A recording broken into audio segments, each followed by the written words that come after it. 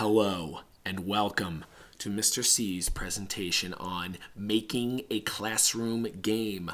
Teachers, this is for you.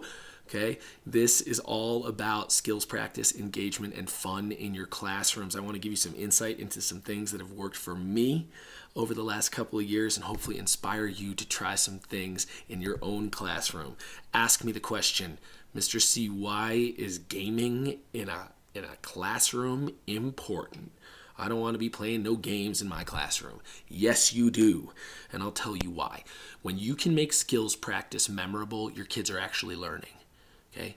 This is really where your objectives and your lessons get pushed to that engaging level, and really that's where these kids want to play with the things you've been teaching them. And that's what makes it memorable, and that's real learning. So that's important in a classroom.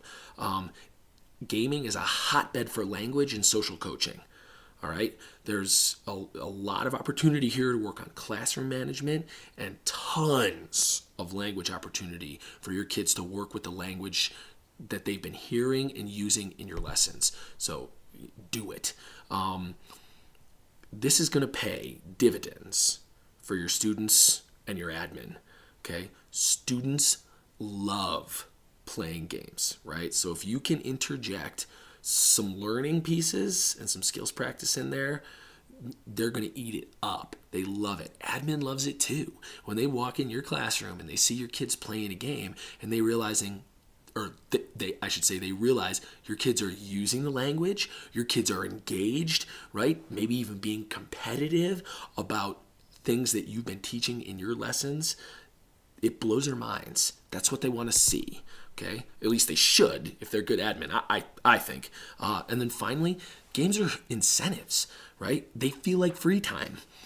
I mean, just, you ask kids, do you want to play a game or do you want to do anything else? And they're going to pick to play a game. So if you can make your educational games fun, free time in your class or downtime, it goes away.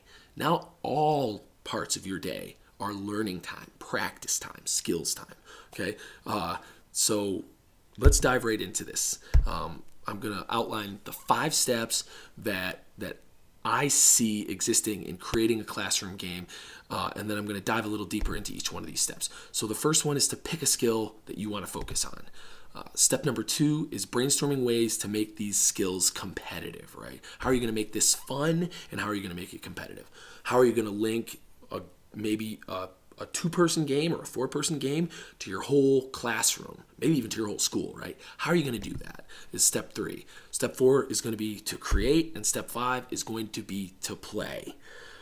If you feel confident at this level, or I should say at this point that you want to stop and maybe try this, go ahead. But I'm gonna dive into each one of these steps a little further and give some insight using one of the classroom games that I have found to be very successful over the last couple of years. So step 1, picking a skill.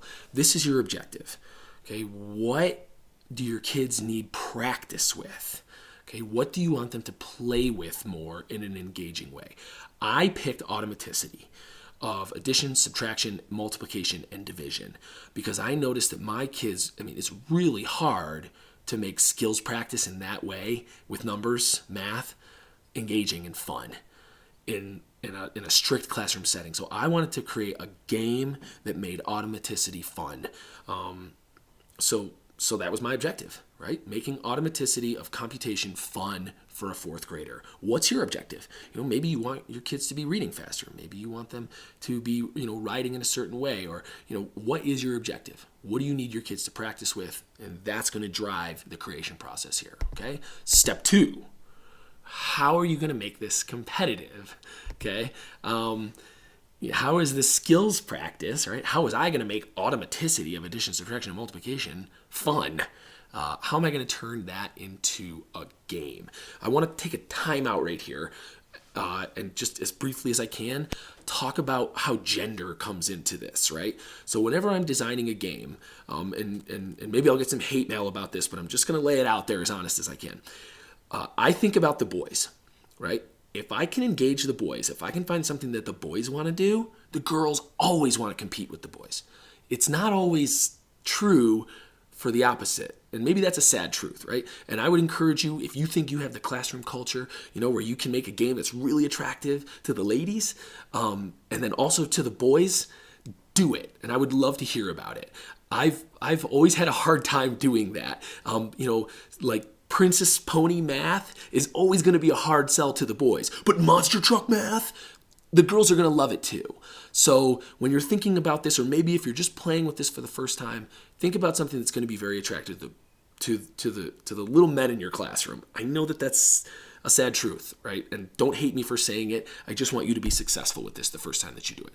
Some other things that are really successful. Sports, right? That's transgender. It has nothing to do with male, female. So maybe just, start there with sports.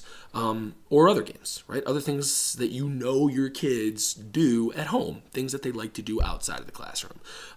And don't burn me at the stake for this, but even TV. What's popular? What are your kids watching? That's what made me pick math wrestling. I for years had little kids in my room that watch wrestling on TV. And maybe you hate it, but they love it. And they watch it with, their families, even their moms and dads love it too. So I picked wrestling. I wanted to do a math wrestling game. And it's been wildly successful for years in my classroom. So you need to pick a theme. You need to figure out how you're going to make your objective fun. And the next question is, oh man, how am I going to make wrestling an automaticity practice? And it took me a while to brainstorm that out. And it's something that you're going to have to do as well. I would love to show you examples of what I've done, but I don't want to pigeonhole you into my process. Just think, how are you going to make a really fun, engaging theme have to do with the skills practice that you've chosen for your game, okay? And then step 3, how are you going to link it to your class at large? So math wrestling is a head-to-head game in my classroom, right? But how was I going to incent my kids, to want to more than just win that one game, but want to math wrestle against lots of different kids and lots of different people to play this game, more than just 1 or 2 or 3 times. And there's lots of different ways to do that. You can have charts in your room. I know people that play baseball games where they keep batting averages, right? So you play games once a week maybe, but then you keep track of all your data of all the games you played and your record of wins and losses publicly in the classroom somewhere where, it really engages kids and, makes them want to play the game more often even. Have trophies or championships. That's what I did. I have a math wrestling championship belt where I have a champion in my room. They get to wear it around the whole school if they want. They get to take it home and show their parents, their families. I really wanted to link it to the, not only my classroom as a whole, but to the, make it something that was cool to have at school and something that's cool to bring home, really linking it more than just to that one single experience of playing the game. And bring guests in, right? Maybe this is a scary thing for you, but when I have administration come into my room, I even had the superintendent math wrestle one of my kids, right? I'm proud of my games, and I make that very public. I love when people come in to engage with my kids, to play the games with them that we play in our classroom. It makes it cool for my kids. It makes it a really cool experience for outside parties that are coming into the building. So just think of other ways that you can take this game and really make it transcend just that one experience of playing, win or loss, whatever. How are you going to make your kids want to play it more often? And how are you going to bring the school and your classroom as a whole into each one of these games that they play? Okay? All right, so next step, create. There's lots of different ways you can create, right? You're going to have to brainstorm what kind of game you even want, right? I mean, is it a physics game? Is it trajectory? Are your kids going to be throwing things? You're going to need a very different set of supplies and materials than if your kids are playing card games, where you could make games or you use just regular standard decks of cards. Your game that you create is going to require different materials and a different creation process. The only way that I'm going to guide you is to tell you to make this durable. You want to use this game more than just 1 year. If you spend all this time creating something and it lasts 6 months till it starts to fall apart, then you're not going to want to do this again. So do yourself a favor. You're going to have to spend the time making it durable. At this point, I beg my administration for money for my games. And if they didn't grant me the money, I'd spend it out of my own pocket. I know that teachers do that all the time. I would encourage you, if you're going to spend money in your classroom, spend it on your games and your gaming. It's a very engaging way to spend your money, and then those games belong to you and they can travel with you even if you move jobs or move grade levels or whatever. So whatever you create, remember you want to be using this for more than just one school year. All right? Final step, play. You might say, well, that's easy. Well, this really I had to think about. And why is this important that you're playing these games? And what are you doing particularly when you're playing? Modeling. You have to start by modeling your game. You have to show, you can't just sit your kids down with a rule sheet and say, here's the rules, play. No, you need to show them. You need to show your whole class. You need to show them in small groups. You need to be modeling how to play your game. You need to be patient. The first time you do this, it is going to be chaos. Your kids are not going to know the rules. You're going to have to walk around each individual group probably 20 times and explain to them what they're doing wrong, explain to kids how they should be doing it, giving them tips and advice, right? Kids are going to fight about it, right? They're going to be fighting about the rules and get angry with each other. If you're not patient, they won't be patient, okay? And this is the part that teachers really don't get with gaming. Right? When it gets chaotic and kids don't understand and they're fighting with each other, teachers tend to throw this all away and say, this is why I don't play games in my room. That is exactly why you should be playing games in your room. You don't fight and argue about something that you don't care about, right? These kids love this experience, okay? And maybe they don't know how to act yet because they're not used to playing games in their classroom. Right? And maybe really, that's where the social modeling and the social lessons come in, teaching these kids how to be competitive in a positive way. You're going to have to be patient with it because it's not something that's natural for kids. Okay? So you as a teacher need to model how to do this. You need to model how to be patient, and you better believe you have to be enthusiastic and model that as well. If you're not enthusiastic, if you don't love this creation that you've made, they won't love it either. They won't want to play it. If you don't want to play it, they don't want to play it. All right? You have to be enthusiastic about it. And part of that really lends to this whole patience, right? You need to be patient, stay positive, and stay enthusiastic about the things that you've created. All right? So that's it. Maybe I've missed a few things, but really that is my creative process for gaming in a nutshell. What did we learn here today?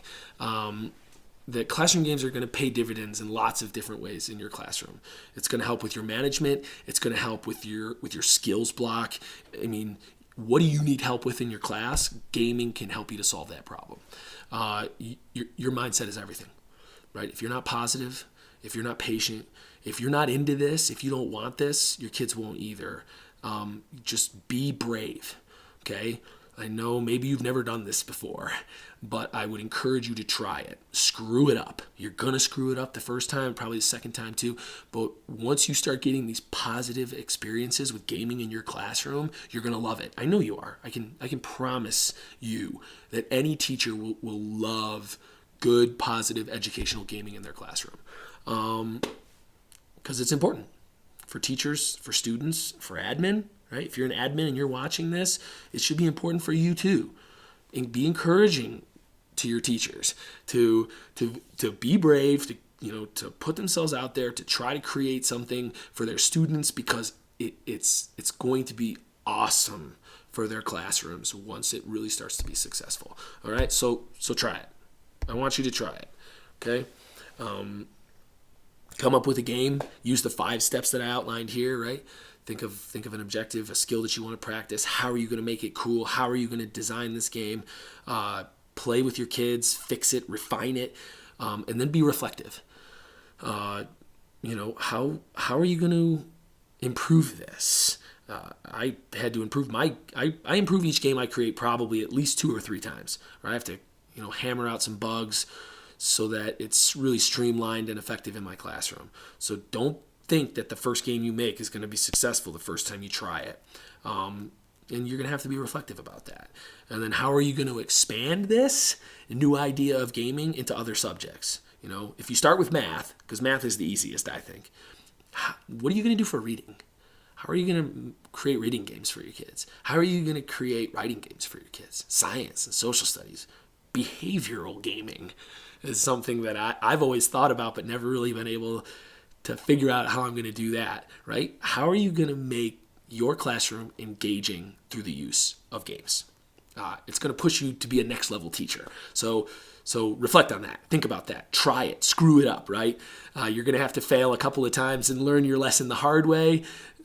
You're going to learn a lot more than just from watching this video. So go out there, engage, get your hands dirty, and do this. All right.